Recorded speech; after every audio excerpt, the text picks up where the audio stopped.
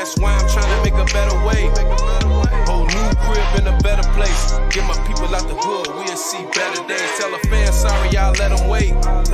Shit up there like a Saturday. Listen to me how beat speed up like a battle. Yo, what up, guys? This is your boy Kofi with KO Sports Talk, back at with another video. And in today's video, we're going to be talking about Chicago Bears cutting their roster spots to 53 and some other surprise cuts that the Chicago Bears have made. And we're also going to be talking about preparing for Week 1's matchup against the Green Bay Packers, as well as talk about this past preseason game against the Buffalo Bills. So I got my co-host today, Chuck Full Damage Miller. So Chuck, just introduce yourself to the crew. Yeah, what's going on out there, KO Sports Talk land? This is Chuck Miller, aka Full Damage One, biggest Bears fan that you know, and I am so pumped. I'm getting ready for Week 1. I've been waiting for this code forever, man. The Green Bay Packers minus Aaron Rodgers. Oh Lord, right.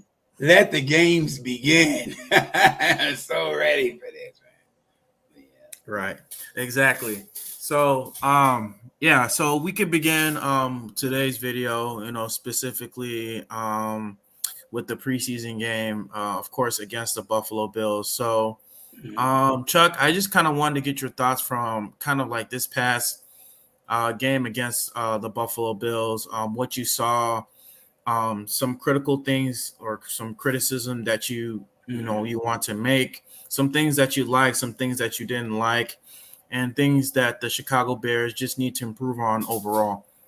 Yeah, there were a lot of holes that I felt that got exposed with our team. Where we need to shore up weaknesses, and Buffalo, they're kind of like that big brother squad. They are what I would call a standard. One of those big brother squads that when you put your team together, you think you really got a solid team. Your core is solid until you run up on the standard teams. When you run up on the standard teams, they tend to show you how far along you are and how much further you have to go. And that's the way I look at the Buffalo Bills, because they came in here and they shredded our defense, bro. Oh yeah, no ifs, ands, and buts about it. They Josh Allen walked up down the field like he owned Soldier Field, like he was Mr. Rogers himself, Mr. Rogers' neighborhood. Right, exactly. So, I was glad to see that, because I wanted to see us get tested.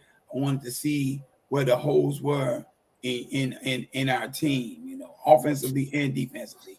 And on both sides of the ball, I saw a lot of that. It was very telling and sobering when you watch how easily and granted, the Bears, we were not playing the most complex defense out there. Matty Eberflus had them playing like a shell form of a defense that kept leaving the middle open every single play. So I don't think that we can we could be overly too much into what we were seeing defensively. I do know this, though, when the Buffalo Bills showed us that they picked it apart, we had no answer to stop them. Their offensive line was very strong. Josh Allen is amazing once he's moving around, pinpoint accuracy with the ball, and his receivers are on point. They're incredible. They're ready. And you can just tell when you see them that they're a next level team, and we're not yet at that level. So, so there are things on the defense that I think we need to show up. We need to get more aggressive, trying to get to the quarterback.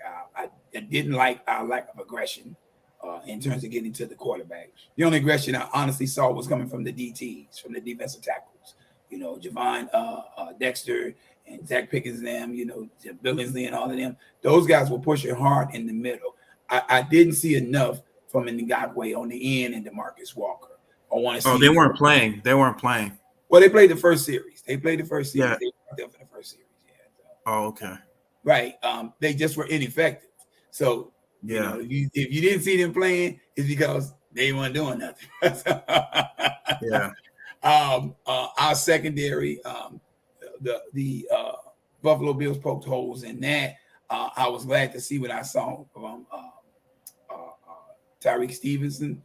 He's up and down, but you expect that from a rookie. One play he gets burned going down the field.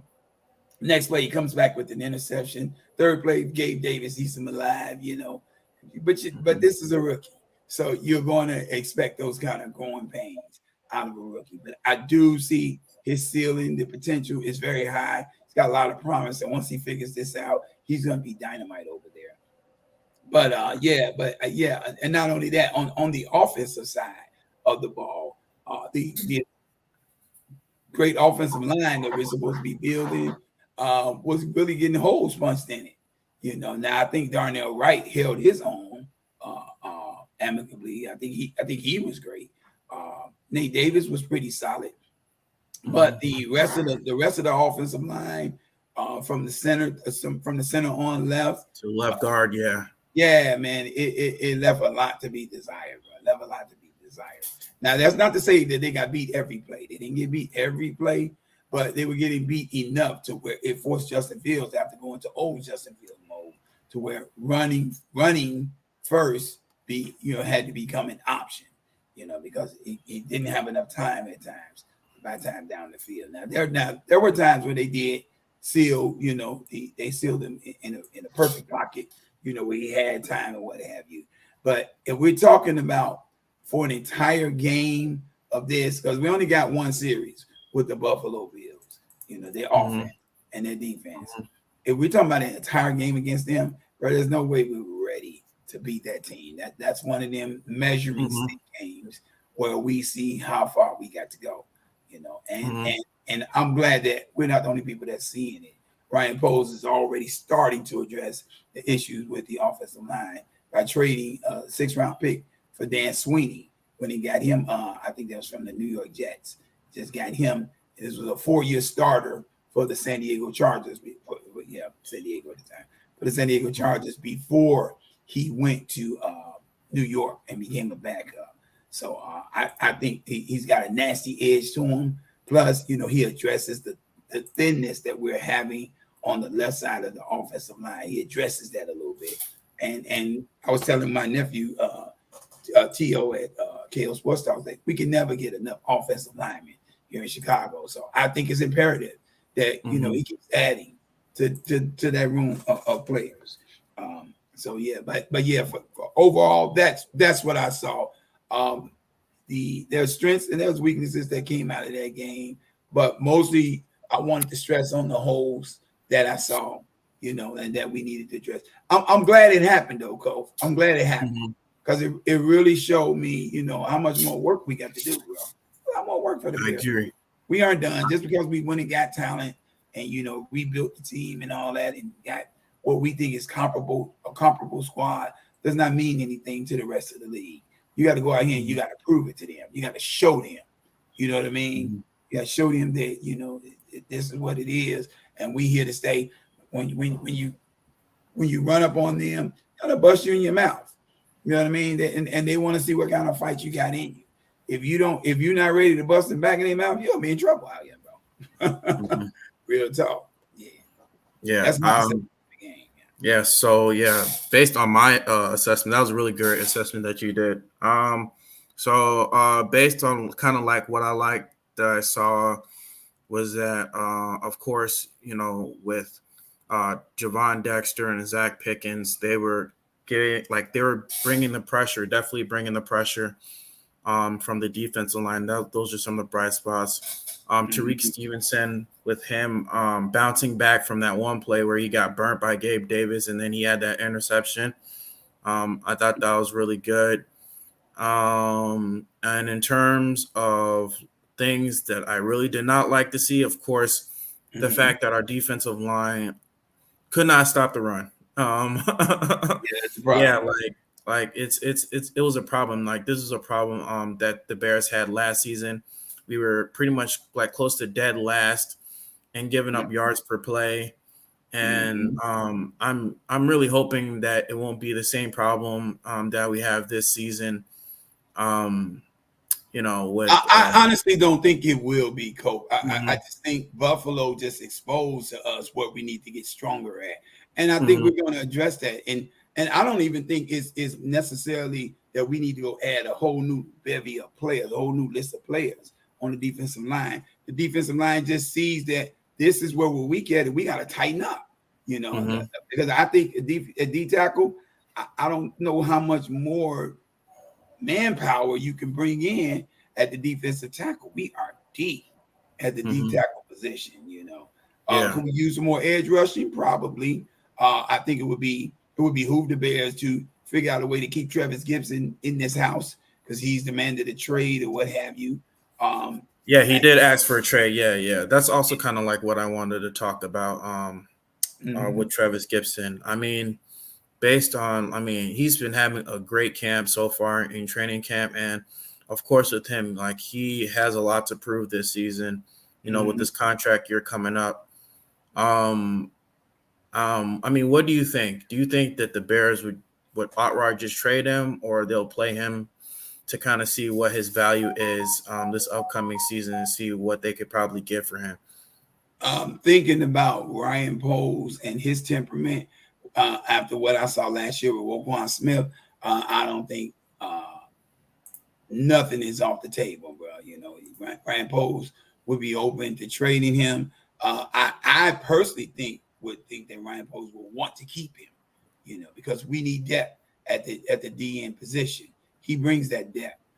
Me personally, in a perfect world, if I'm the Chicago Bears, I'm striving my best to keep Travis Gibson on this team. And if I got to part ways with anybody that's an edge rush, it would be Dominique Robinson. I really don't think Dominique can show much. And I know he was a rookie last year or what have you. And in training camp, I don't think he showed much, bro. I don't think he showed much. Not enough in my mind for us to warrant keeping him. I think Terrell Lewis is coming here. He's put on a bigger and better show than Dominique Robinson.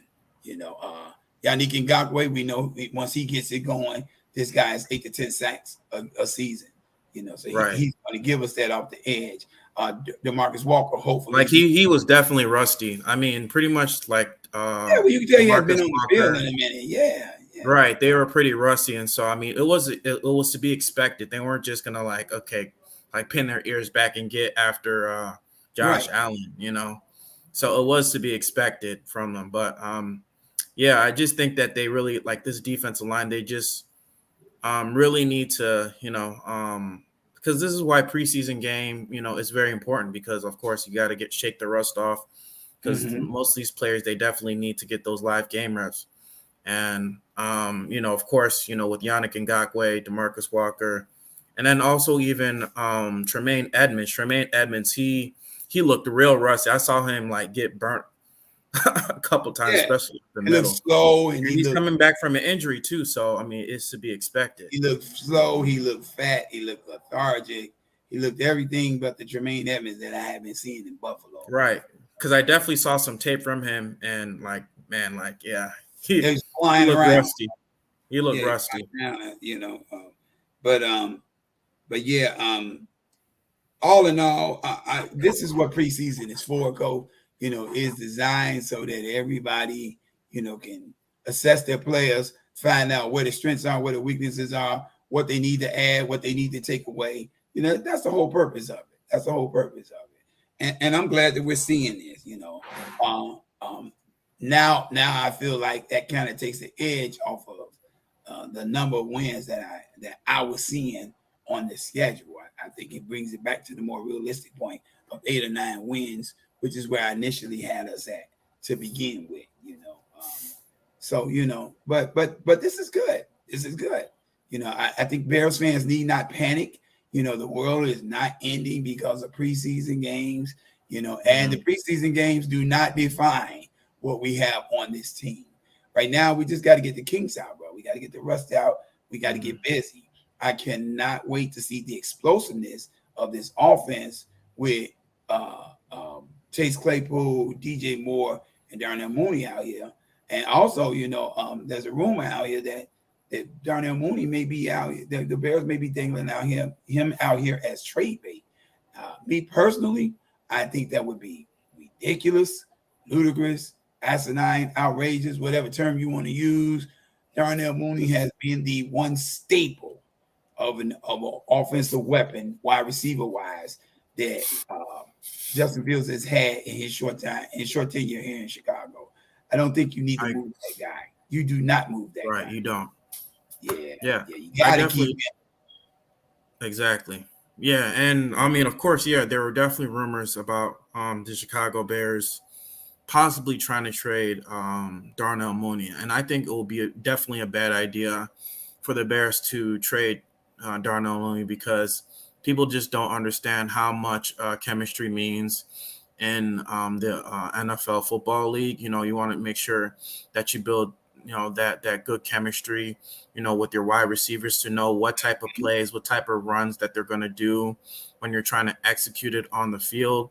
And we already know that Justin Fields and Darnell Mooney, they have that rapport with each other. You know, I mean, of Absolutely. course, for the last 2 to 3 years, Justin Fields and Darnell Mooney, they have one of the strongest chemistry on the team, aside from DJ Moore.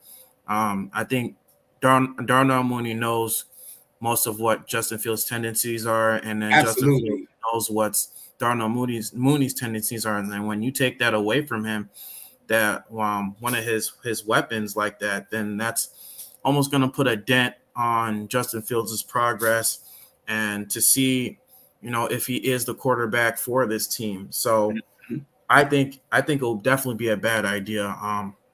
It'll be a bad idea. It wouldn't be right. And um, I mean, Poe's don't do it. Don't do it, Poe. Don't do it. Bose is a very progressive, aggressive, I would say, general manager when it comes to making moves and doing what he and Matt Eberflus deems is the better things for the team. You know, the better moves for the team. So I'm not gonna say that it's the worst move ever that Poles could make if he did this. I just would say we better bring back a haul for Darnell Mooney. If we cut this guy loose, because you're giving up a sure thing, you're giving up an anchor, a staple, of this offense, a pillar, if you will, that Justin Fields knows that he can rely on. Now, granted, Darnell Mooney is coming off with some major surgeries and injuries and what have you. So I get it, that the expendability could be there, but I liken him kind of to like a Tyler Boyd situation over there with the Cincinnati Bengals.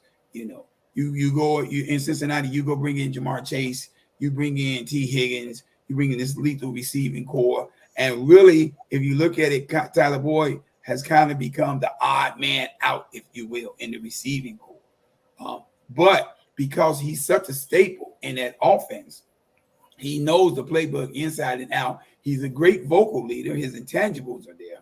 And he's still a quality receiver.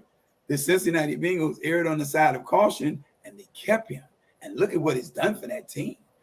That receiving core is unguardable, bro. When they're on the field, who are you guarding? You going to T? Going to T. Higgins? You going to Jamar? Who you covering? If you go to them, Tyler Boyd is running wild out there. So you need that third leg of the offense, of the receiving core, that makes that receiving core unguardable, indefensible, if you will. So you got DJ Moore on one outside, you got Chase Claypool on the other. Let's see what this looks like with Darnell Mooney in the slot before we break it up, bro. Let's keep this in place right now. I love the speed of Tyler Scott. I love the agility and the talent of Velus Jones. Come on, bro. They are not Darnell Mooney. This is Darnell Mooney, man. Give this guy a chance to be a part of this greatness or this rebuild, if you will, as it happens. Let that man grow with this team. And speaking, I kind of wanted to go back to the preseason game, of course, and I want to talk a little bit more about kind of like the offense, a little bit more about Justin Fields, and I know a lot of people, like, they're really bumping their gums or saying Justin Fields. I'm not too sure if he is the quarterback or whatever. Now, granted, I do agree, Justin Fields, he definitely has to get better on his reads. But based on from what I've seen in this preseason game, I wasn't too sure if Luke Getzey was trying to be more vanilla with the offense, because I saw one series in the game where Justin Fields, I know we kind of talked about before we started the show, Justin Fields, he missed on an open ender route to this wide receiver. I believe it was Darnell Mooney, and Right. he ended up cutting around the linebacker, and he was wide open. Like he went on an end around, and he like went on like kind of like a slant, like a slant to the left, Right. and he was wide open. And I didn't know if Justin Fields saw him, but he didn't see that read, and he ended up scrambling for about maybe 5 to 6 yards. I was watching it earlier today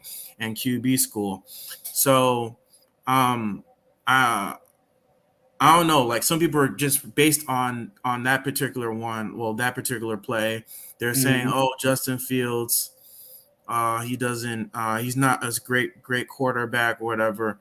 Nah, Graham. Like I said, of course, Justin Fields definitely he has to work on his reads, because I mean, last year, of course, there were times last year where he did Mhm. miss on his reads. He did miss on his, and he had an open pocket or clean pocket to an Yeah. open wide Yeah, receiver. but one Gets misread does not define a quarterback. You know what I mean? right. There are plenty of times when Aaron Rodgers and Tom Brady and even Peyton Manning, the great Peyton Manning, Patrick, you're right. yeah, they misread and Patrick they miss. Mahomes, right. Right, Patrick Mahomes, you go down the list, bro. All these greats have done that, bro. So it's not saying that he's not a good enough quarterback. Bears fans are just not used to having a quarterback in town, bro.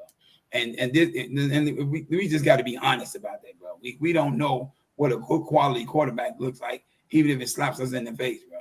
So every time we see something, every time there's a shortcoming, a misread, an overthrow, an interception, a fumble, a bad decision, it's time to get rid of the quarterback and start over. How many times we gonna start over, people? How many times we gonna do this?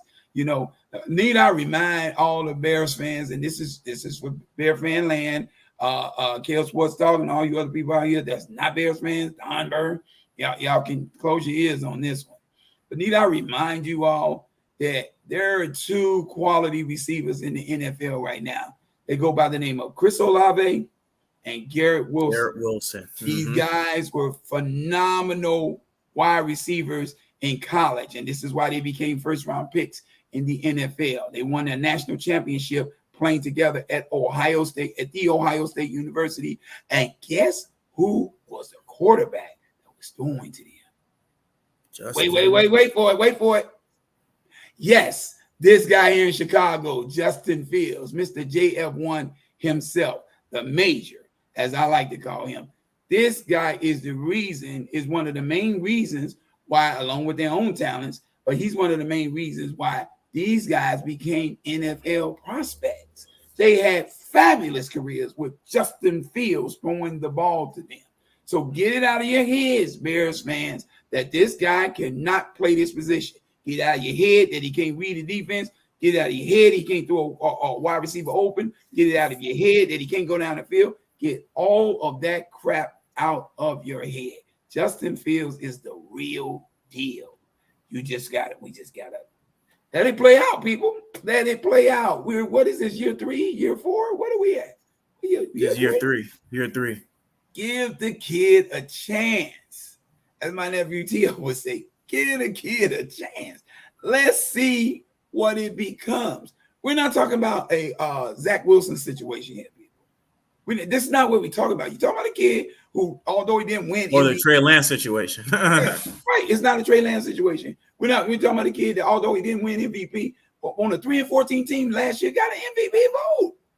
Come on, bro. Come on, man. And he was ranked 86 out of 100 players by his peers. Voted top in the top 100 NFL players by his own peers, by other NFL players. With the crappy team. Come on now. So let's get off our high horses and think that everything that Justin Fields does has to be perfect for this to work. No, everything doesn't have to be perfect. We just need more perfection than mistakes. That's all we need. Yeah, because I was watching the QB school. I wanted to show you this clip from QB school. Go ahead. And he was talking this specific play, and like, I mean, he really had a lot to say about Justin Fields. So let me just show you this clip. Can you see my screen? Yes, Can sir. you see it? Okay. I'm gonna Next one here, 3rd and 11. This one's rough. I don't know what we're doing here. Middle field open. We've got someone running to the middle of the field. It's open. We have to throw that. There's no reason to bail. The protection is good. We got 7-person protection. It's open. And we have to throw this ball down the middle of the field. Yeah, so he was Why are we talking about going- that like that route that Mooney ran. Yeah. It's open. I don't know if you can see it, Over but the top, it's yeah, not over the right. top, This I one think. right here, over the top. Yeah, Yeah, he was running over the top. We have to throw this ball down the middle of the field. Why are we leaving? Mm-hmm. Where are we going? I get it. He's a dynamic athlete. He can go get it himself. It's 3rd and forever. And that's kind of like what I was It's the saying. I preseason. wasn't The too guy is sure if open down- Flus or not Flus, yeah, Flus or Getsy, they're trying to field. be vanilla right here.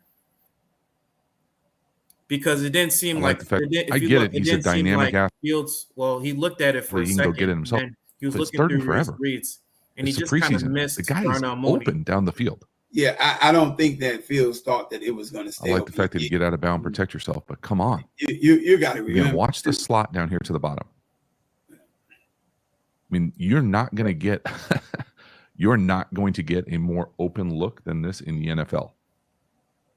So concept-wise here, we're going to run what I'm going to call 3 verticals. So Yep, to me, he's running vertical. middle of the field, whether that's a special or a go, whatever you want to say, must outside release go or best release go.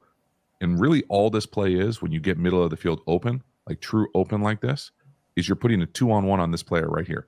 He can't be right. There's no way a middle linebacker can cover an NFL wide receiver. It does not happen.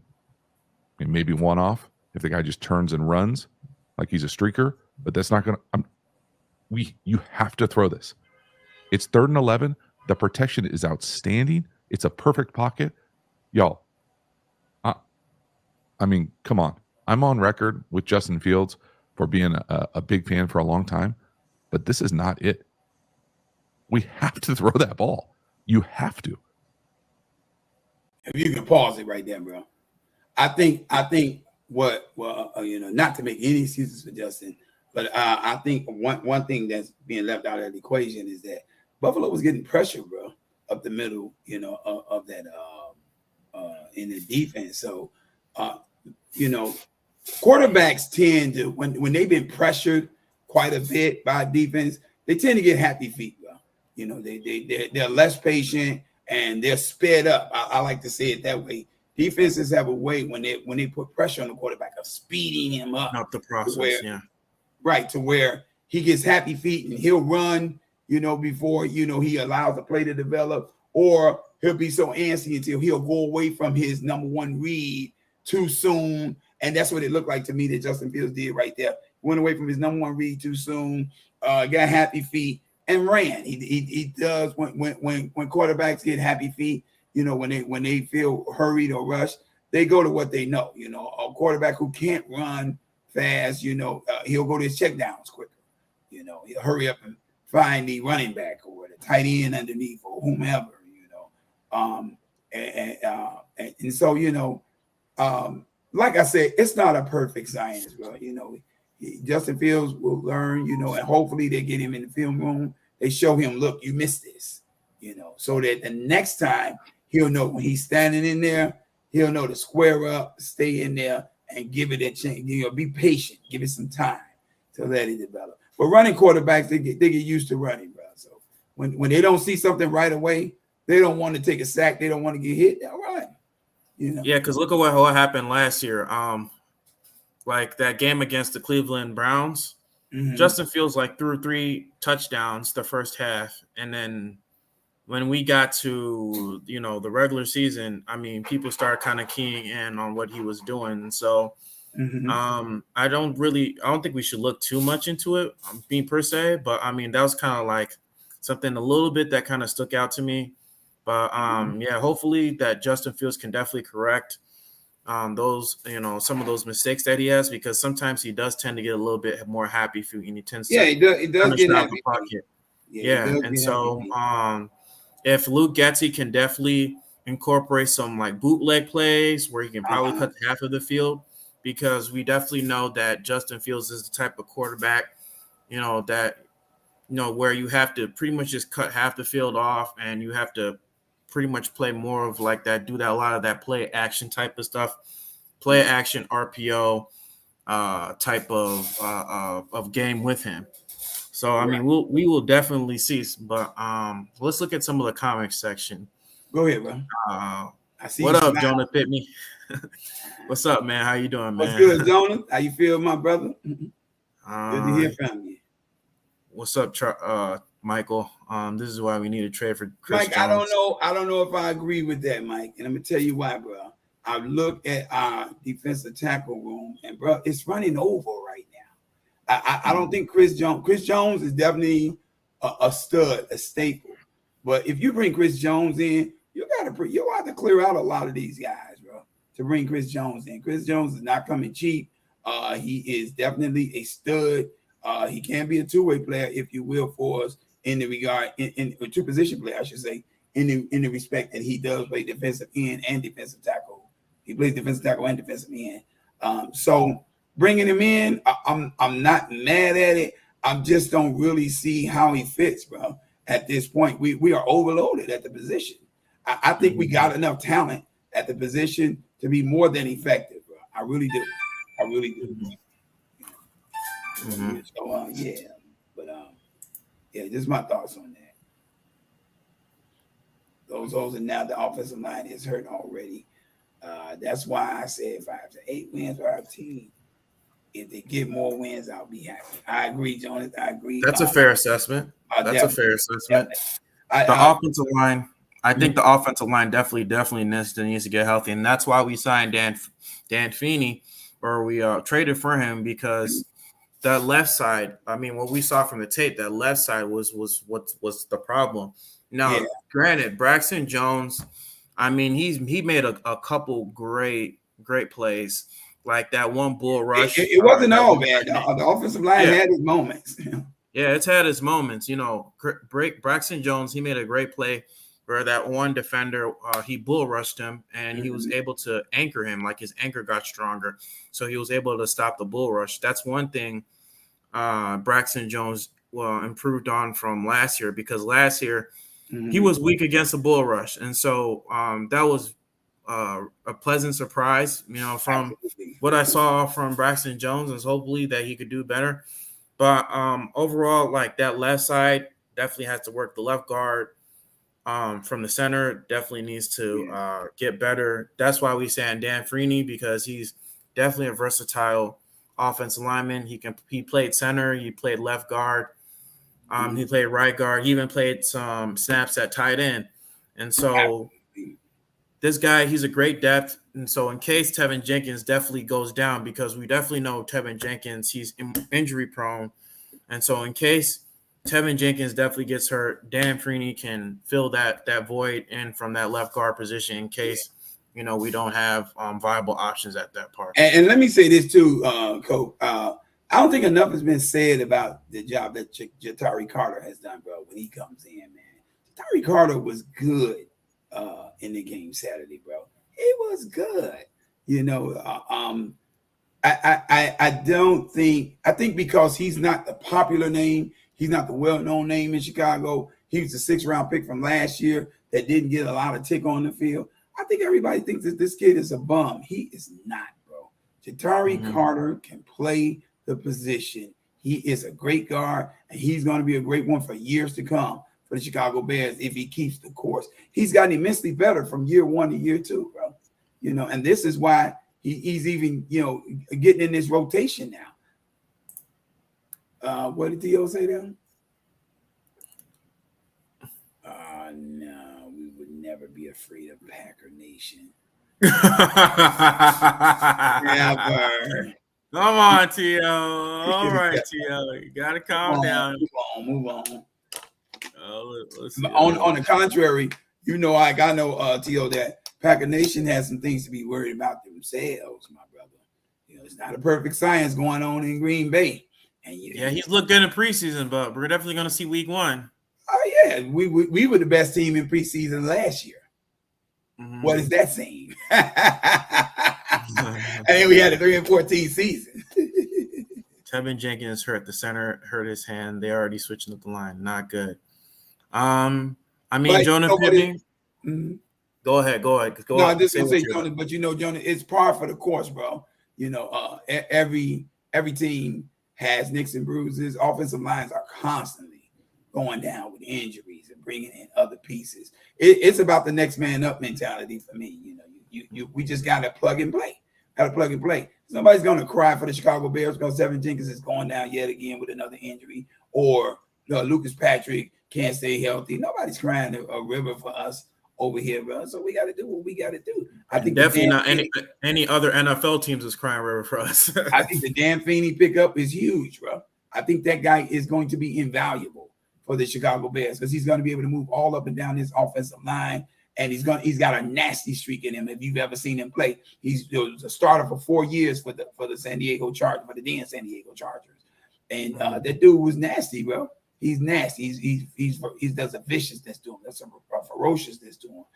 The likes of Tevin Jenkins type, and I think that's going to be a big help. That's going to be a big help. Plus, I believe he's nasty in the run game too, with the run deep, with the run protection, bro. Playing the holes and what I'm trying to say, run blocking. That's what I'm trying to say. Yeah, definitely. I definitely agree.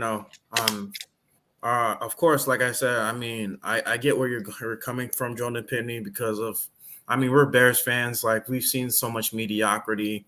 We're so used to it, specifically our offensive line. Like, we haven't really had a great offensive line since, 2009, 2010? And in a minute. It's been a minute, of course. Actually, I take that back. Actually, I thought we had a pretty good one. We had a decent one in 2018. Matt Nagy's first full year. First full year in 2018, and that's when, of course, Whitehair, he had his little Pro Bowl season, and what's his name? Charles Leno Jr. is also a Pro Bowl that year, if you don't remember. But I mean, of course, like, we're so used to like mediocrity, but I think Ryan Poles, he's a great GM, and he's not going to allow his team to just trot out there and just be half-assed like that. He's going to do whatever he can to put his team in position to win as soon as possible. And this is where I agree with Michael. We got to strive for excellence. As Bears fans, we got to stop thinking mediocre. And all these Bears media outlets, like Mark Carman, freaking Adam Hogue, all these guys, some other ones I've seen, Schlag Daddy TV. I'm so sick and tired of that dude. Like, he claims himself as a Bears fan, but like, he always liked to crap on the Bears, even though he says he's a Bears fan. Like, certain Bears content creators, I don't even pay attention because I don't even feed it into that negative energy. And like what Michael said, we need to strive for excellence. We need to, if we want to, be great, we have to believe in our team. We have to do whatever to kind of put, be that, that rah guy to help our team be the best that they can be. Look at the Steelers, look at the 49ers. I mean, absolutely. Those fans are like diehard. Look at the Kansas City Chiefs. Look at Cowboys. Right. Look at the big one. I can't stand Cowboys fans. Oh my gosh. I don't know about the Cowboys. We call that striving for excellence. They're more or less striving for mediocrity. But to Michael's point, I think we got the right general manager now, Mike. He's not settling, bro. And this is why this man is constantly making all these moves that he's making, bro. Just having a good enough player at one position is not good enough with Ryan Poles. I think this is the right general manager for the right Chicago Bears team at the right time, bro. I think he's coming along just when we need him, and we're going to get immensely better because of this. We're going to be immensely better. Are we ready for a Super Bowl run? Nah, probably still about at least 2 or 3 years away from that. But I do believe the pieces are in place to make this happen. How long can we keep this together? Only God knows. We'll see. I think, though, I would contend, and I'm putting this out here, if you want to call this a hot take, I don't know if it's a hot take, but I'll put it on the table that we can take this the Bears are going to get the number 1 pick in next year's draft if Justin Fields has a bad year and go after Caleb Williams, I think we can take that off the table, bro. I think it's time for us to stop talking like that as Bears fans. Let's get behind our quarterback. Let's root him on. Let's help Justin Fields be the greatest quarterback that he can be. This is all we got right now, and rooting against him, thinking that there's something missing in his game is ridiculous at this point. Yeah, you got some Bears fans saying that. Oh, he's a running back. What's missing in his game? The man was manufacturing 25 points a game with absolutely little to no weapons on the team. Mm-hmm. Yeah, little to no weapons on the team. 5 or 6 games, right? Come on, man. Come on. Stop it already. And you've already got a small glimpse of the future, what it looks like with DJ Moore on one side, Khalil Herbert coming out that backfield. You haven't even had a full view of what Chase Claypool and Darnell Mooney is going to bring to this mix. Not to mention Cole Kmet, who I continue to be a Pro Bowler this year, and Robert Tonyan on the other side. And then you bring in big, bulky Mercedes Lewis, who is a statue of a blocker and coming out of the tight end position, but can catch touchdowns in the red zone. I just think we are really addressing all of the issues. Are there still holes? Absolutely. Do they need to be addressed? I agree. Absolutely. But I think we are definitely addressing all the issues. And Ryan Post is not selling for anything less than excellence. That's what we got to think as Bears fans. Like, we can't settle for less. Mm-hmm. I don't want to think like Detroit Lions. I don't want to think like all these teams. Like, after. I don't even want us to get 9 wins. I want us to get 10 plus wins. Oh, absolutely. In the perfect world, I want us to get 10 to 12 wins. But the reality is, we still got some holes to shore up. And until we get those shored up, and you know what? And let me say this too. Part of shoring up those holes is not always about going to get somebody else. Sometimes it's just about your players getting better at their positions. That's all. That'll shore up some of those holes for us. All right, let me look at a couple of comment section. What up, Swifty? I made it here live. Let's go. What's going on, Swift? He said Mooney has been productive, but Claypool's ceiling is much higher than me. Yeah, and I agree with that. I don't want Mooney as the number 2. I would love to see him in the slot. Swifty, you put him in the slot with a deep threat coming out of the slot position. You already got speed on the outside. You got big size on one side. You got mental toughness and physical dominance on the other side.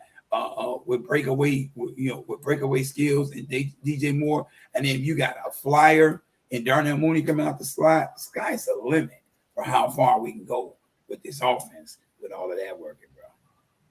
All right, let me look at a couple of excuses, Chuck. Come on, man. What excuses am I making, bro? What are you talking about? You just have a problem the fields. I guess when we're looking at that video with the QB. Yeah, score. I mean, you just have a problem with anything that I say, and you're a Packers fan, so Yes, I agree. We agree. Fields has to make that throw. Absolutely. Mm-hmm. I'm just pointing out the reason why sometimes quarterbacks miss those throws. They don't see them. You do get happy feet when you've been under the gun. You run, and you'll get rid of the ball quicker, and you'll make decisions with your feet, because you don't trust that your pocket is going to hold up. So that's NFL football. But don't worry about it. You'll find that out when Jordan Love plays us week 1, bro. He calls Nate Davis lazy Davis. Same Nate Davis that Derrick Henry was running behind when he rushed 2,000 yards. Oh, Tio, you're funny. Anyway, the next topic I kind of want to go into is kind of like the roster cuts. So the Bears so far, if I'm not mistaken, as of today, made 23 roster cuts. I'm going to read the list off. P.J. Walker, Treston Ebner, Robert Burns, Doris Fountain, Nisimba Webster, Lachlan Pitts, Stephen Carlson, Alex Leatherwood, Gabe Huey, Kellen Deesh, Logan Steinberg, Bobby Hoskins, Avante Collins, Travis Bell, DeAnthony Jones, Davion Taylor, Barrington Wade, DeMarquise Gates, Bravion Roy, Andrew Brown, Michael Ojemudia, Braylon Trahan, Kendall Vildor, and Travis Bell. So out of that group, Truck, who do you think is one that kind of surprised you, and who was the ones that I think who you thought you kind of expected to be cut from the roster? Well, Michael Ojemudia, I actually thought, he had a pretty good preseason, bro, playing the cornerback position. So I was kind of surprised that we cut him, bro. Honestly, bro, I was kind of surprised. What is T.O. saying now? What, man? Is this T.O. talking? Is this Don Burke? No, it's Michael and T.O. I'm sorry. Yeah, but I was kind of surprised when the Bears cut him. I thought he was great depth for the Bears secondary. Hopefully we can find a way to keep him on the practice squad, bro. Because I thought he really had a really good preseason, bro. He made some great plays. I think he came up with a couple of interceptions and what have you. So I think that's invaluable. I know Swifty was on DeAnthony Jones and hoping that the Bears would keep him around, but that didn't. And Travis Bell too. He was big on Travis Bell. Yeah. But I think if you don't want to, like to Mike's point, if you don't want to settle for less and you don't want mediocrity, you want to strive for excellence. I think you got to take an honest, hardcore assessment and look at the players that you do have, and you got to ask yourself, do they meet expectation? And what is your expectation for them? Is it just to be a good player, or do you want great players? Do you want players that's solid that can play the position, or do you want impact players that can change the game from the position? Mm-hmm. You got to ask yourself those the next 7 to 10 years, right? Right. What are we building here? Are we satisfied with what we got, or do we want more? Do we want to get better? And I think it's definitely necessary to give for us to give space to whatever other players that we have to bring in here. So I'm not mad at the roster cuts, bro. And the certain ones, I didn't really expect. Kendall Vildor, he's been mid. He hasn't really done anything since training camp.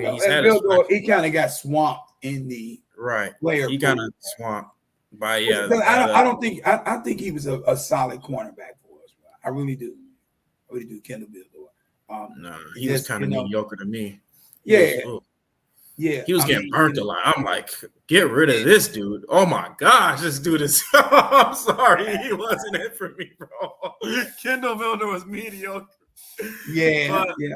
I wasn't. But like I said, Ryan Poles, he's not settling, bro. He's not settling. Mm-hmm. If we can get better somewhere, Ryan Poles is going to try to get us better.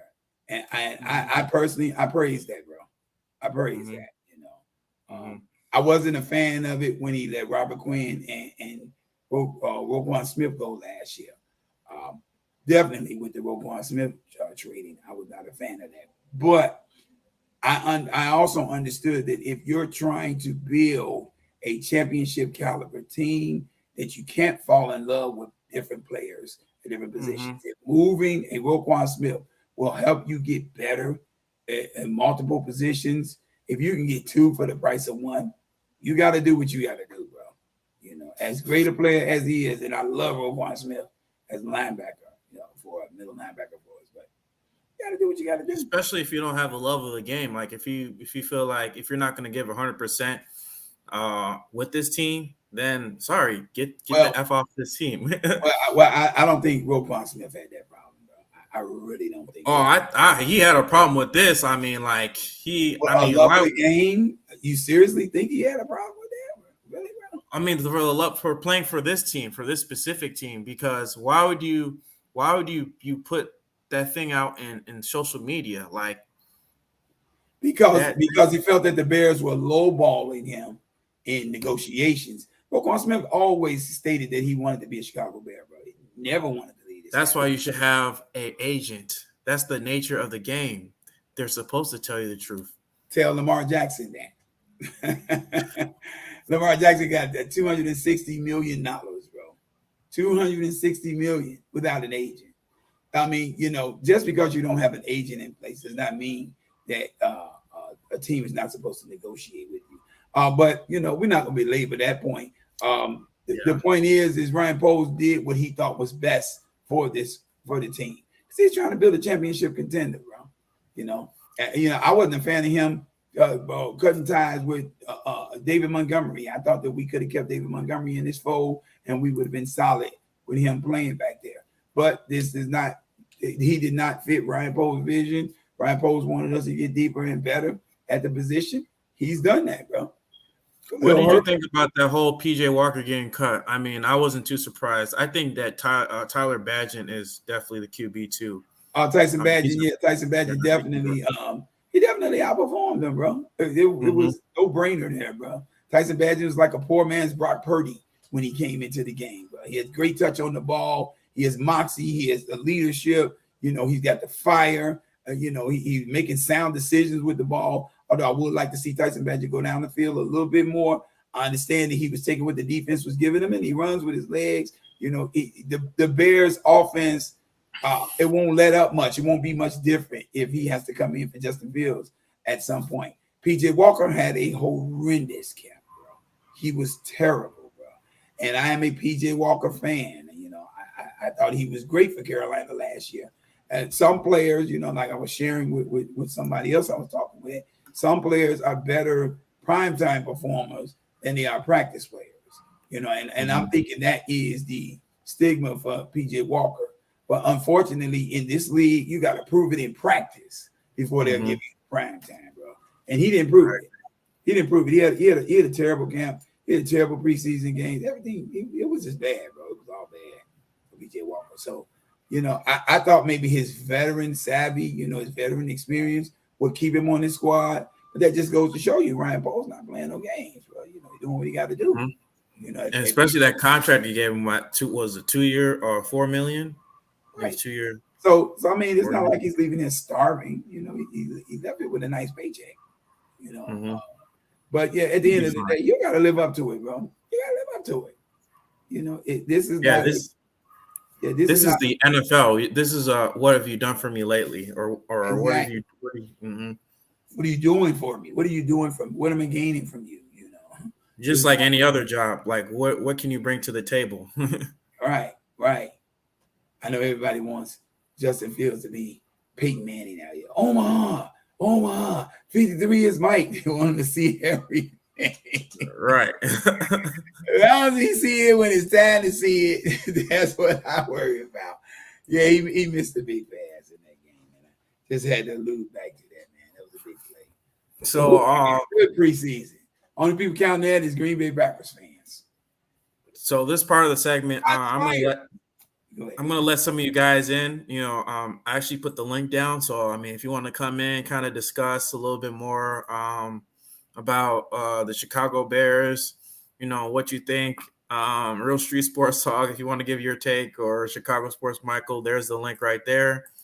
I'm opening up, but come on in here, Theo. Y'all can come on in if you want, but we're still gonna be talking a little bit more about the Bears. So I don't know, like, have you watched any of like the Green Bay Packers? Did you look a little bit at the preseason game? A little bit, but I don't want to sing their praise about preseason, because at the end of the day, it's practice season. I mean preseason. It don't preseason, yeah. What do you think in terms of week 1, bro? Where are we? Are we ready to take these guys down? Is this going to be a struggle? How do you see this game going to go? I don't know. I mean, it remains yet to be seen. But I'm not going to say I expect, but based on kind of the roster that is kind of put out there, it's looking like it's going to be an explosive, kind of like an explosive offense. Now that we have DJ Moore as our number 1 option, you got Chase Claypool, who's in his prime, who hasn't even reached his potential. It's pretty much just scratching the surface. Mm-hmm. You got Darnell Mooney. You got Robert Tonyan, Big Bobby Tonyan. You got Cole Kmet, who you can run like a 2 tight end set with. You got some of our running backs, with Roshan Johnson and Khalil Herbert. And I think that Roshan Johnson probably by the end, this is one of my hot takes, but Roshan Johnson is by the end of the season going to be RB1. Because based on what I've seen from the Buffalo Bills, Khalil Herbert, he cannot block and and sometimes he has problems catching the ball. I have yet to see that from Roschon Johnson. Maybe it's just me, like you said, it's only preseason, but Right. Roschon Johnson definitely has the potential to be the RB1. But that's one of my hot takes. But based on what I'm seeing, I'm thinking this is going to be an explosive offense. Like, it could be a high-scoring game, it could be a low-scoring game, but based on from what I've seen from this roster, that's one. What's your assessment of the Green Bay Packers defense? Have you had a chance to check them out, bro? What do you see there, bro? I think is not bad. I think the Green Bay Packers defense is pretty solid. They got some really solid cornerbacks, with Jair Alexander, Eric Stokes, Rajul, can't say his name. Rashul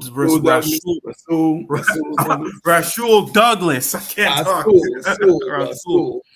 Rasul Douglas. There you go. And then you got that front four with Quay Walker, Kenny Clark, Rashard Gary, and Rashard Gary. Those guys are pretty solid. So I think their defense is going to be solid. But I'm really hoping. It's funny to me, Kof. It's funny to me when I look at them. I hear a star-studded front four. When I see Kenny Clark and Preston Smith and Rashard Gary, those guys over there. That's when I hear name-wise. Quay Walker, he's an up-and-coming star. But for some reason, regardless of what those guys are up front, they still get pounded on the ground, bro. And it doesn't make sense to me because when I see Kenny Clark in the middle, he's an anchor. He's a stud. He's not giving up a whole lot when you're running him. But elsewhere, you can find holes. It's like, I don't know, man. They maybe have this Yannick Ngakoue type of thing going on where they're great pass rushers and they're terrible in the run. I don't know how they give up so much on the ground, bro. Because name-wise, I see studs. I see studs on that front four, bro. I know what their secondary brings to the table. They're not giving up a lot of passes. They're ball hawks. They're not giving a lot of deep passes, I should say. They're ball hawks. But some kind of way, that team is, always teams are finding ways to beat them. And most of that I see is ground and pound. It's like the physicality is not there or something with that front seven. I'm not even sure what the linebacker core is looking like these days, bro. T.O., maybe you can come on here and speak to that more, bro. The Green Bay Packers linebacking core. Because I don't know, man. I don't know. When I look at y'all front four, I don't really see how y'all getting beat on the ground so much, bro. Yeah, that's another problem. But yeah, of course they're stopping the run, and that's definitely what we need to exploit if we want to beat this Packers team. Is exploit them on the ground, and then when you're doing that, you're going to be opening up more of the passing game. Of course, they also struggle with, with man and man. At times they kind of struggle. I've seen Jair Alexander get beat multiple times, especially by. I think they're kind of small in the secondary, if I'm totally honest, bro. I think they're kind of small because big receivers tend to go over the top of them. When they get beat, that's where they get beat, with the big receivers over the top. Over the top.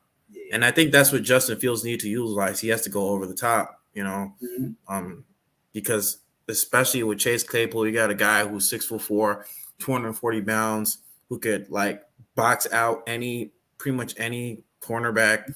He could definitely box out those Green Bay Packers. And so if they open up the run game, first you got to establish the run game, with them, because we already know that they're weak in the run game. And then you got to figure out how to exploit this Packers secondary over the top, because that's where they're really weak at. And so if Luke Getsy can figure out a plan to kind of exploit that within Green Bay's defensive weaknesses, then the Chicago Bears definitely has a chance to win. If there is an offensive coordinator that can exploit a Green Bay Packers defense, secondary in particular, it is Luke Getsy.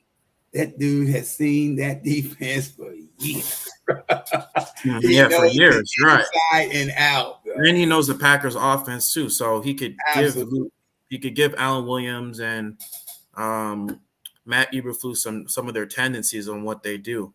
All he needs is, and to your Bears fans' points, who pointing out the deficiencies in Justin Fields reading the plays and the zones and the defense, all that stuff.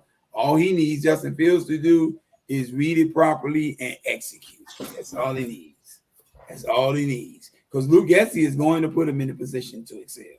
You know, the opportunity is going to be there. They're going to be there, bro. They're going to be there. You know, DJ Moore, he's going to be a problem, bro, on that outside for Jair Alexander. You know, I know. What do you think? What do you think his numbers are going to be this upcoming season? Like, what do you predict with DJ Moore? Like his I stat? don't know, brother. The jury is gonna. Oh my God, definitely gonna be over. Probably. You think he could have like a Stephon Diggs type of number, or like more like? I got him clearing 1,200 yards.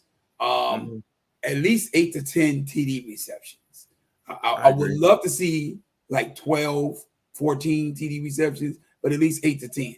At least 8 to 10, 1,200 yards, maybe 8 to 10 TD receptions, bro. I definitely could see that. Oddly enough, I believe if Chase Claypool, if Justin Fields focuses in on Chase Claypool, you ready for this? I think he could have a bigger season than DJ Moore, bro. I think he could have 1,300 yards and Darnell Mooney. No, Chase Claypool. Oh, Chase Claypool, yeah. Yes, I think Bears fans and naysayers of Chase Claypool have put a chip on this guy's shoulder that he is just ready to take issue with, bro. And he's gonna play with a ferocity I don't think that we've ever seen him play with before, bro. That dude's Chase Claypool, he definitely has that potential to go for over 1,300. I wouldn't even be surprised if he goes over like clears 1,400, 1,500 yards. Right. He's that damn talented. With his size, bro, he's an easy target. He's like almost like he could be like a DK Metcalf type. Megatron. Yeah, the Megatron type, that guy that you can hit and you can throw it up there and it's double team and it don't even matter. He comes down with that ball, bro. He's that kind of big guy, and I believe he can be that type of big play receiver, bro. I really do, man. So probably I got 1,200 yards. DJ Moore, and maybe about 1,300 for Chase Claypool. Darnell Mooney, I think if the Bears keep him, I think he makes up the slack. You know, Justin Fields finds his way to 4,000 yards. Like close to 1,000 yards? Yeah, close to that, maybe 1,100. Yeah, I think he'll max out at probably about 1,100. You know, but this offense can really be deadly, bro. The way it's set up, just got to keep. Yeah, like I said, like on paper, they look very explosive. You know, now that you got Justin Fields the weapons that he needs, and you got him the offensive line, and you're also building up that depth. I mean, like I said, it's all dependent on whether or not Justin Fields makes that next progression into becoming the franchise quarterback. I'm not going to say superstar quarterback just yet, but becoming the franchise quarterback. I think he's a budding star, bro. I wouldn't say superstar either, but he's on his way. He's a budding star, right? He's on his way. He's definitely on his way. And I don't care what people say. If Lamar Jackson can be a superstar in this league with the poorest weapons that he's had and the struggle that he's had in the passing game in years past, Justin Fields can be that too, man. And just think about it. I'm not going to diminish the potential of my guy because people don't want to believe that this guy has that potential, man. You know, I don't think you produce a Chris Olave. You have produced the production for a Chris Olave and a Garrett Wilson to come into the league to be as electric receivers as they are. I don't think you help add to that production if you're not good, bro. I just don't see it. I don't see it. Where I don't see it. That's all I'm gonna say, bro. and based on this season, I think Justin Fields is gonna help DJ Moore propel him into being an all-pro wide receiver. I think by the end of the season, I expect him to be top 10 by the end of the year. You know, maybe top eight receiver. He can even be top 5. He's got that potential to be top 5 wide receiver. And I mean, like, one of my hot takes is that by the end of the season, DJ Moore, he's definitely going to be a Pro Bowler. I mean, it's just written all over him. He's never ever been a Pro Bowler at all at his time with Carolina Panthers, and that's crazy. Yeah, that's that crazy. Is crazy. That's crazy. He's never been a Pro Bowler, and he's a budding star. He's essentially like, it's just the only thing is he's never had great quarterback, and that's what held him back. Now that he's got Justin Fields, he's definitely gonna be a Pro Bowler.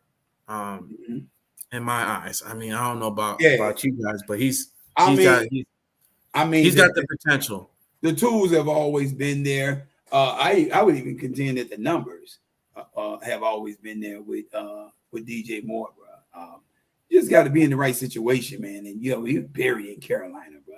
Nobody was really paying attention down there, bro. Besides that, you look around the league, there are lots of elite receivers in this league, bro. So there's a lot of competition, to get into the Pro Bowler tag for DJ Moore, So if because look at last year, a backup quarterback made the Pro Bowl last season from the Baltimore Ravens. He made the Pro Bowl. Are you talking about Huntley? Yeah, Huntley. Yeah. Are you serious? Yeah. Heck, well, he must have made it by default, bro, because all those other quarterbacks was playing in the playoffs. They must have thought he was Lamar Jackson or something went wrong right there. Oh no! Huntley had a solid season. If that's the case, then they all should have made Justin Fields a Pro Bowler. I'm like, come on, bro. Like, for real, Huntley. No, he probably was a fill-in for somebody, bro. Or even what's his name? Tua. Tua wasn't even in the Pro Bowl. Well, Tua battled with the concussions, bro. So he couldn't have been in there. But Justin Herbert and you got the Patrick Mahomes. Who goes over there? Josh Allen.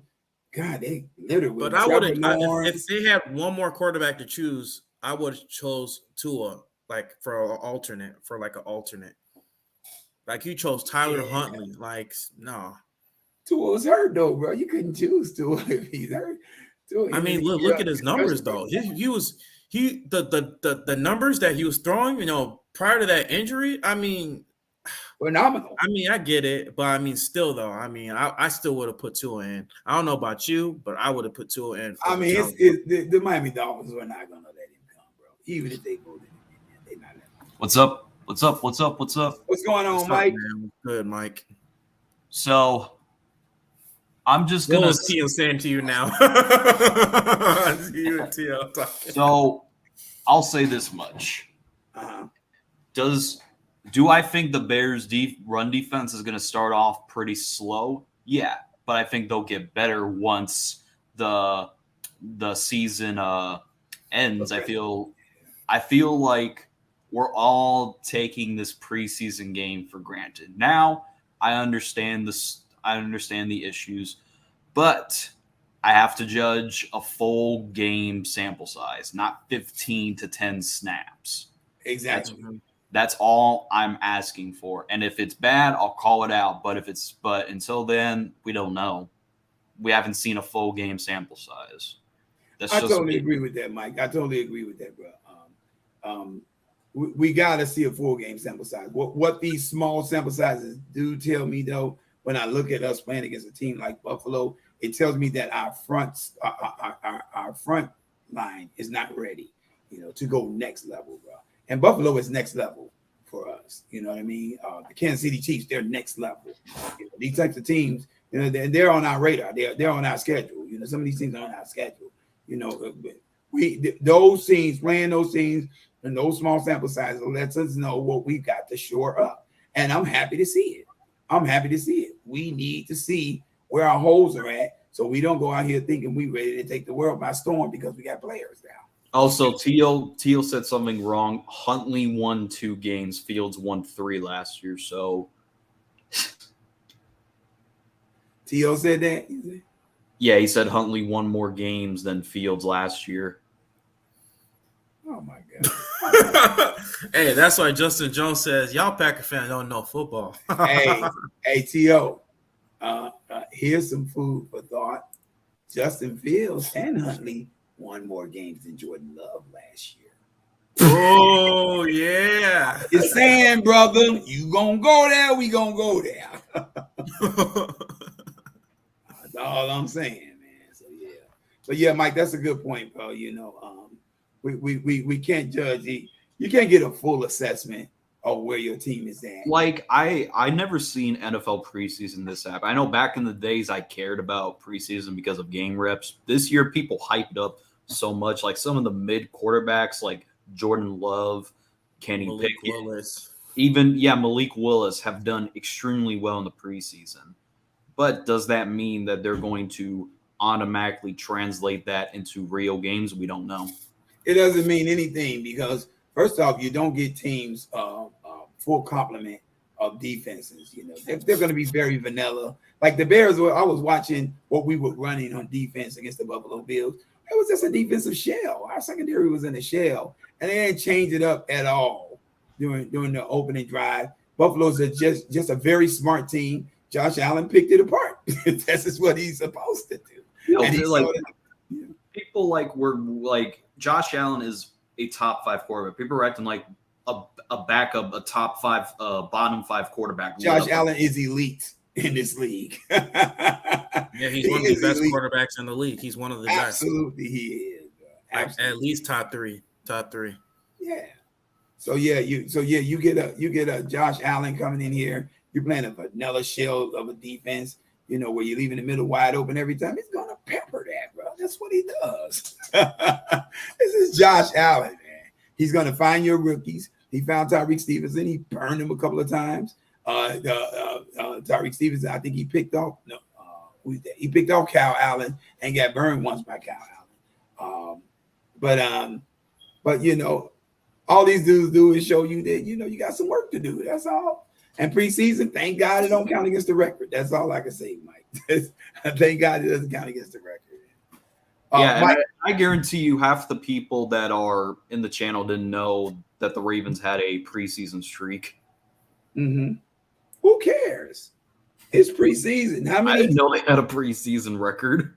Bro, how many people have won NFL championships, Super Bowls, if you will, because they had an outstanding preseason record? Well, I can't think of one. If you include the Lions and Browns having the number 1 overall pick, yeah. Yeah, but they're not. This, in the words of Allen Iverson, we're talking about practice. That's what preseason is. It's practice. Not a game. Practice. That's all we're talking about, bro. This is practice. Who cares? You think the starters give a fuck? I mean, preseason, like I shared before, and Coach, we've talked about this before. Preseason is more about execution than it is about wins and losses. We don't care about wins. And seeing who can make the roster spot. Right. It's about execution, and it's execution from first tier all the way down to the final cut spots. Everybody's trying to prove to the coaching staff that they can execute whatever the game plan is and play their position well. They can carry it out. This is how you make the team or you get cut from the team. Period. It's about execution. So who cares if you win a bunch of preseason games, if you throw for 18,000 yards and score 42 touchdowns in the preseason? Who cares? Can that translate to the regular season? Because in the regular season, now you're going to get a team's true mental. You're going to get their true mental. You're going to get their true test. You'll get their true aggression. You're going to get their true complexity on defense, on offense. You're going to get all of that stuff. Maybe, hopefully, in the regular season game when Darnell Mooney makes that long run across the field like that, maybe you get the Justin Fields staying in the pocket, hitting that ball down the field. Yeah. Yo, T.O., not sure if I've been on this channel, but the only thing I said about the Titans was I think even when we beat the Titans and Fields actually looked good, do you want to know what people said? It was yards after the catch. And now all of a sudden the sky is falling. Like, T.O., I said what I said, even though I misspelled it, which, yeah, anyone that doesn't wear the Bears uniform, they don't suck. But if they do wear the Bears uniform, they suck. Look, man, T.O. can brouhaha all of this noise that he wants to. He knows the day of reckoning is coming. Week 1, my brother, Come see me. Every dog has its bone, Tio. Every dog has its bone. And his day. He got his day too. And their day of reckoning is a coming. Whether they wanted to or not, it's a coming, bro. Like Tio. I'm gonna give you a little spoiler this season. Jordan Love is gonna have ups and downs. Most of them are gonna be downs. Most of them are gonna be good. But guess what? You're not gonna make the playoffs. End of discussion. Agree or disagree, T.O.? I would love to hear from you. Drop it in the comments. Yeah. What was the other comment that you were showing, Cole? I think it was this one. Okay. Swifty and I went to. That's what's up, Foster. That's what's up, bro. That's what's up. I bet you guys had a great time down there, man. Yeah, he said tons of preseason superstar. It means nothing, right? Right. Everybody's a superstar. QB rank is 23, 24. QB rank is mine. Patrick Mahomes, Burrows, Fields, Allen, Hurts. Okay. Yep, all at the bottom until the season starts, Foster. That's going to change. Yeah, that's his hot take, though. He's got Fields in the top 10. That's really bold. Oh yeah, bro. Oh, definitely, bro. And I definitely could see that if Justin Fields throws for the 4,000 yards that he's projected that he is going to throw for with this receiving core that he's got out here, definitely, bro. The sky's the limit. Top 10, possibly top 5, depending on how hot or not the Bears are, during the season, how hot or not Justin Fields can be, The thing that I love the most about Justin Fields is his swagger and his confidence never sways. This guy stays grounded. Another thing I love about Justin Fields, he doesn't feed into the media hype, bro. He don't care what nobody's saying about him, what the hell a Packers fan or two or tens of what Tio says. Right. He don't care. He doesn't care. What he cares about is winning. That's what this dude cares about, and he wants to get there. I would even see it in Justin Fields' body. He wants language. to win the Super Bowl. Yeah, I would even see it in Justin Fields' body language last year when he would have these long breakout runs and he would score touchdowns. His teammates wanted him to celebrate it, but after a while, he got to the point where he was like, whatever, because he really didn't care about getting the shine on and just scoring the touchdown. And you can even see it in the interviews. You saw it in the interviews, his body language. He's like, I don't care. I just want to win. Yeah, you're talking about a guy who's not used to losing. And for the first 2 years he's been here in Chicago, he's been losing. This is foreign ground for him. This is foreign territory. He's not on comfortable grounds right now. And that dude wants to win. I cannot blame him one tick for wanting to win, bro. You saw from the day he got drafted, like he was all business. Like, I just want to go and play. That's all I want to do. Right. Exactly. He was all business. I'll believe this, and I've let Niners fans know. I'm not sure if y'all checked out my video, but he's going to prove to the Niners that he should have been a 49er on draft night. Mm-hmm. Like Patrick Mahomes proves to the Bears every time that he sees us that he should have been a Chicago Bear. Woo! Look out. But the thing with Patrick Mahomes, like I think you even alluded to this, Mike, nobody knew about the potential of Patrick Mahomes. Like everybody knew. I mean, I even remember this in the 2017 draft. Like people were hyping up Mitchell Trubisky. I definitely remember that. People were hyping up Mitchell Trubisky. Oh, like he was like, yeah, go ahead. Look, I got the receipts. I definitely had some. Yeah, they said people were saying that. The only person that I heard hyping up Mitchell Trubisky was Ryan Pace. I didn't know nothing about this guy. Even what's his name? That QB draft guy. What's his name? The QB, the dude with that slick back hair with the glasses. He said Mitchell Trubisky is one of the top. What's his name? Mike, you know his name? No, because I know you're talking about on ESPN. Yeah, on ESPN, that draft expert. He even said Mitchell Trubisky was one of the top. They didn't have Patrick Mahomes anywhere over there. I love how these casuals think that people were even saying he was better than Deshaun Watson. Yeah, bro, listen. The people that needed to know about Patrick Mahomes, which are the coaches, they knew about him, bro.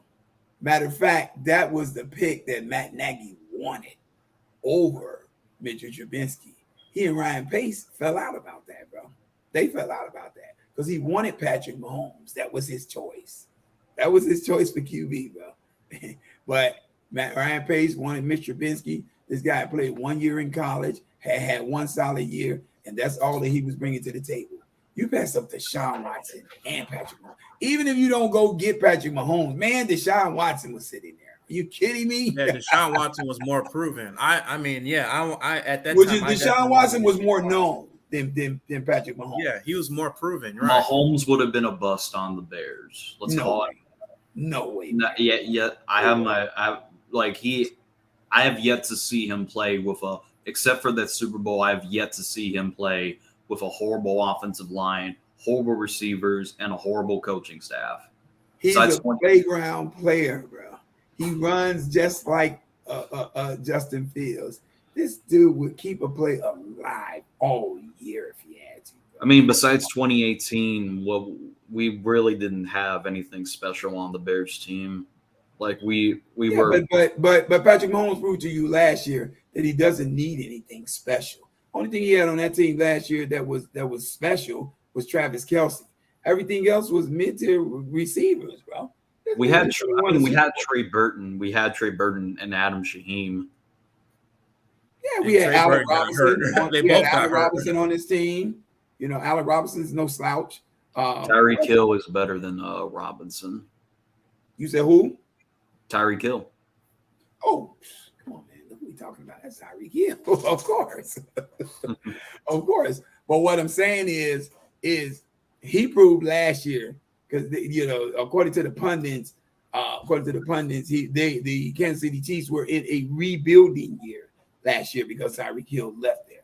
You know, who said they were in a rebuild? This man went out with Juju Smith-Schuster, with Kadarius Toney, with Isaiah Pacheco, with Valdez, Scanley, Marquez Scantling. He went out with these dudes and won a Super Bowl, bro. That was his core of receivers. He won a Super Bowl with that. In this league, with these teams out here, that dude won one Super Bowl with that. Patrick Mahomes is special, bro. He is special. That guy Chicago probably would have had a Super Bowl or two by now. 2018 probably, but the rest of the years, that's questionable. I mean, but if we're winning and players see that Patrick Mahomes is this phenomenal, players they gravitate to those kind of guys. Man. They want to play with a winner, and if we're winning, if we don't want it all, shoot, they're coming, bro. They're coming. Yeah, definitely, man. But that's but I think if Mahomes, we have yet to see Mahomes with a bad coach. So if he does leave the Chiefs, I view him like he's going to have a Joe Montana type of career where he left the 49ers and actually went to the Chiefs. And did the Chiefs ever win a Super Bowl with Joe Montana? No, they went to the AFC Championship. Yeah, they went to the playoffs. Yeah, that's kind of looking how I see it. Got his bell rocked by the Buffalo Bills in that game. Mm-hmm. Yeah, he's gonna have I think he's gonna have a Joe Montana type of career if he leaves. Hey, Mike, get it out your mind, bro. That guy is never leaving Kansas City. $350 million. I don't. Yeah, but they said the same thing about Tom Brady. No, actually, Mahomes got drafted. Now forget that. Mahomes got drafted 11. Jordan Love got drafted 26, toward the later first round. There you go. Yeah. Mahomes got drafted 11. Eddie, who wants this? Take it, Mike. Take it, Cole. Somebody get him. Bro. That's wrong, T.O. Go back. That is. What does that mean? We took Mitch Trubisky over Deshaun Watson and Patrick Mahomes. What does that mean? He was a bust in comparison to Patrick Mahomes. Not like Trey Lance. Trey Lance was oh my gosh. And guess what? Jordan Love is less than Mitchell Trubisky, brother. Hate to break the news to you. Yo, T.O., you guys are going to go through the same type of pain that we Bears fans had to go through for a long time. Get used to it, buddy. Yeah. You know what? And I hate the fact that a lot of Packers fans, they bring up the fact that I don't know why I was on Twitter arguing with this particular Packers fan, but he brought up the fact that what have you guys done for the past 30 years? Y'all were mediocre. Okay, then let's go back to the 1970s and through the early 90s. Let's go back to that part. Let's see how mediocre you guys were. Somebody like brought up the whole stat from the 1970s to the 1990s of how mediocre the Packers were because they were like saying, what have the Bears done since Brett Favre and Aaron Rodgers? The Packers have had 2 Hall of Fame quarterbacks. No one cares about the Barb Star days, T.O. The Packers have had 2 Hall of Fame quarterbacks, back-to-back careers, 15 and 15 years, 30 years combined. You guys have 2 Super Bowl visits to hang your hat on. That's it. You win all these divisions. You go to the playoffs. You look cute. You look great. And you do nothing. So what are we talking about here? Oh, but at least here's a nice stat. Here's another stat I have for you. Do you know that Rex Grossman has the same number of conference championships as Aaron Rodgers? Nobody wants to talk about that. Absolutely. Absolutely. Chew on that one, big boy. Oh, and then Foster says, I saw how mediocre the Pack was. I've watched it for 50 years plus. Exactly. Yeah, just be glad that you saw 2 Super Bowls, T.O. Don't give yourself false hope. Well, according to T.O., the Packers have a standard that, they Packer standard. Yeah, Packer standard. That's what he calls it, the Packer standard. What is the Packer standard exactly? Because it's like I love the casuals giving hope to these Lions fans. I didn't even know that they had a fan base. Packer fans and even White Queen fans. White Queen fans. I heard that. White. Yeah. I mean, this division, if I'm totally honest, fellas, this division is wide open this year. So, it's really here for the taking. It's just all about who wants to step to the forefront and get it. I have to err on, the side of what I see, in terms of who could be the team that take this division down. I got to get an edge to the Lions right now. Got to give them the edge just because of the way they finished the season last year. And they're very stout on defense now. They short up some things on defense. Offensive line is great. I think if Jared Goff stays consistent, they could be a problem, in terms of winning this division. The thing about that is I have no faith in the Lions. That's the thing about the Lions. Everybody says, but it's the Lions.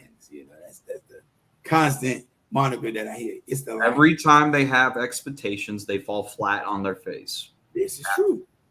This is very true. That being said, I think the Chicago Bears will have the most explosive offense in this division. I think far and away we'll have the most explosive offense, which is going to make us a major threat to Detroit and anybody else that wants to come and see us. So in the NFC or the NFL. Yeah. So Packers fans, get ready for this. We're coming. We're not shying away. Justin Fields is cleared for takeoff. JF1 is cleared for takeoff. The major is coming to a field near you. To a field near you. But anyway, I'm gonna go maybe 1 minute. I'm gonna probably end it. All right. So, but I like to thank you for coming on, bro. Huh? We're just like to thank you for coming on. All right, thank you. All right. Hey, Mike, I'll be checking, Mike, just so you know, bro. I'll be checking out your vids too, bro. I'll be checking you out, bro. Checking out your gaming chair. He asked me when is the week 1 preview. I'm gonna do it a week before the game. So not this week, right? But next week. I'm gonna probably do one next week. Yeah, next week. Yep. Okay. Because I think when is the season? When is the game? It's the 10th. When are we playing? 7th, I believe it is. It's the 7th. So I'm gonna do one next week. Probably next week, Monday or Tuesday. Right. Tuesday. It might be the 10th. Yeah, I think it is the 10th. Yeah, so Naya, next week Tuesday. Yeah, next week Tuesday. Hey, Detroit, guess what? Guess what, Don Burr? You guys are playing on the 7th. Guess who you guys have the pleasure of opening up the season against? Yep, you guessed it. Patrick Mahomes and the Kansas City Chiefs. Oh, yeah. Good luck with that one.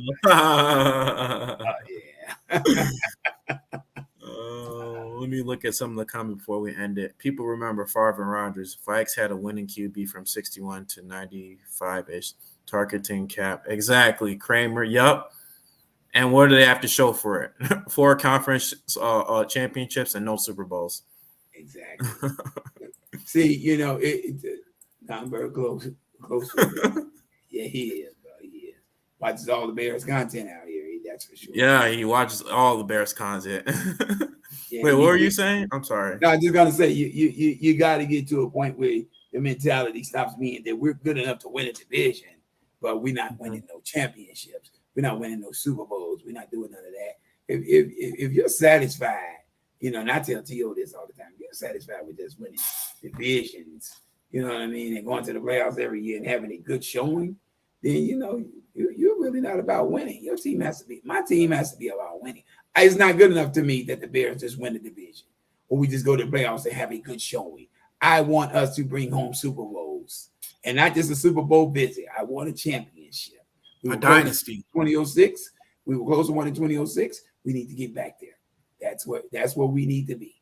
Bring their trophy back home to Hallis Hall, where it rightfully belongs. Absolutely. Not the so-called title town. Swifty, you're not going to want to miss the Bears-Packers review. Swifty, you can even come on. You coming on, T.O.? I hope so. Oh, yeah, he's going to be there. He's going to be there. He's definitely going to be there. But like I said, guys, I'd like to thank all you guys for coming to watch the channel. Stay tuned next week for the Week 1 Chicago Bears and Packers preview. Oh boy, let's go. Let's go. We're going to be talking about our predictions. We're going to be talking stat lines, how the Packers are going to do, how the Chicago Bears are going to do. Like T.O. said, I'm headlining. Yeah, T.O.'s going to be headlining. Hey, T.O., see this guy behind me? See this guy behind me? Hell yeah. And Darnell Mooney's. Tell Rashard Gary to say hello. Tell him to say hello. Yeah, he's gonna be saying hi, hello. Tell him to tell the kid, welcome to the NFL. I think this kid is gonna welcome Rashard Gary back to the NFL. Let him know, hey, he's gonna give Rashard Gary a dose of his medicine. But I'd like to thank all you guys for coming. Thank you, Real Street Sports Talk. I appreciate it. You're saying this is your favorite channel. Foster Covers, Swifty Sports Talk. Don Burr, even though you're a closeted Bears fan, Jonah, Michael, all you guys, thank y'all for supporting this channel. Stay tuned for next week for this Bears and Packers preview, because this is, man, I can't wait already. I mean, I already want football to be here, man. NFL season is here, brother. It's here. It's now. It's happening. Next week, September 7th, Thursday. I'm going to even watch that game against the Detroit Lions and Chiefs.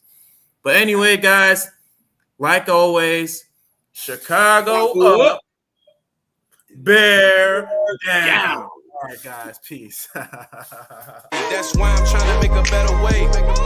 Whole new crib in a better place. Get my people out the hood, we'll see better days. Tell a fan sorry, y'all let them wait. Shit up there like a